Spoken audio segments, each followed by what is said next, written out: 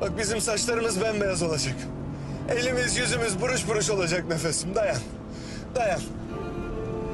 Sen üşüyünce omzuna hırkayı ben vereceğim. Ben bir şeyi arayıp da bulamadım da sen... Nerede bıraktıysan oradadır diyeceksin. Bütün gün tepemde rivriv edeceksin nefesim. Ben hiçbir şey demeyeceğim. Hadi nefesim dayan. Kocaman bir sofra kuracağız ha. Herkes gelecek. Anam, Mustafa abim, Asya yengem, yangazlar, gelinler. Yiğit adı gibi yiğit bir delikanlı olmuş. Üniversitede okuyor. Bir kızı tutmuş kolundan getirmiş. Hepimiz şaşkınız. Sen tabii kızı hemen sevmişsin. Sonra seveceksin nefesim. Tam bir Karadeniz gelini. Bunlar güzel hayaller ha nefes. Hayaller de insan gibi canlıdır be nefesim. Onlar da nefes alır. Benim hayallerimi nefessiz bırakma nefes ne olur.